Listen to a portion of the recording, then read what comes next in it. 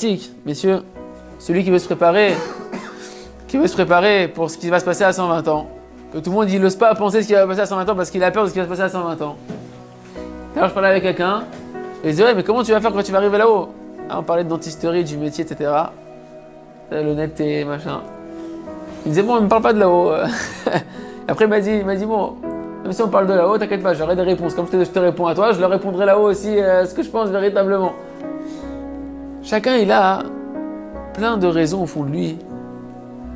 Pourquoi il est comme il est? Pourquoi il change pas?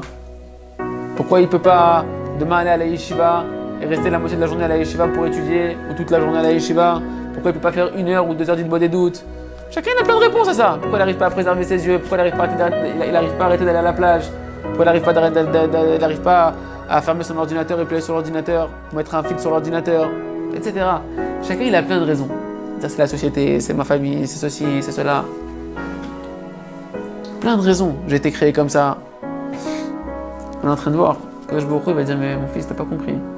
Je suis pas en train de te juger là où je t'ai envoyé. Je suis pas en train de te juger sur les raisons pour lesquelles tu n'arrives pas à changer. J'ai une question à te demander. Pourquoi tu veux pas changer? Parce que la seule chose que je peux te demander véritablement, c'est sur ta volonté. Ton seul libre arbitre que tu as véritablement, c'est ta volonté. Ah, dans tes actions, tu n'arrives pas à changer. Ça, je t'en veux pas. Et on va dire à Hachem toutes les raisons qu'on va lui dire. Hachem va dire, mais fils, tu as raison à 100%. Toutes les raisons que tu m'as dit, elles sont vraies. Toutes les raisons, elles sont vraies. Mais il y a une question qui reste. Pourquoi, à cause de ces raisons,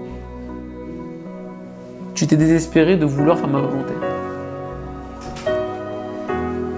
Pourquoi tu n'as pas continué à vouloir même si tu ne pouvais pas? Ok, les raisons étaient difficiles, même insurmontables. Mais vouloir me servir, tu peux toujours vouloir me servir. À chaque instant, tu peux vouloir me servir. Regarde, je t'ai marqué dans la Gemara et dans la Halacha, dans le code de loi, que quand tu veux me servir, tout de suite, je te rends tzaddik. Dans le ciel, je te considère comme tzaddik. Donc, tu n'as pas de raison de te désespérer, de dire ouais, mais ça sert à rien de vouloir, j'y arriverai jamais à être tzaddik, etc. Non, tu veux, tu dis dans mon cœur, dans ton cœur, tu dis ça. La plupart du temps, c'est dans ta bouche. Tu l'exprimes, tu dis Hachem, Bémet, je veux être comme tu veux que je sois. Je veux être comme tu veux. Je veux être tzaddik comme tu veux, à tous les niveaux. Dans mes traits de caractère, dans mes désirs. Étudier la Torah comme il faut étudier la Torah, prier comme il faut prier. Je veux Ribono Shel Olam. Hachem dit, Hachem, il veut mon fils. Là-haut tout de suite. Je le considère comme tzaddik gamour et je vais l'aider. Et je vais l'aider.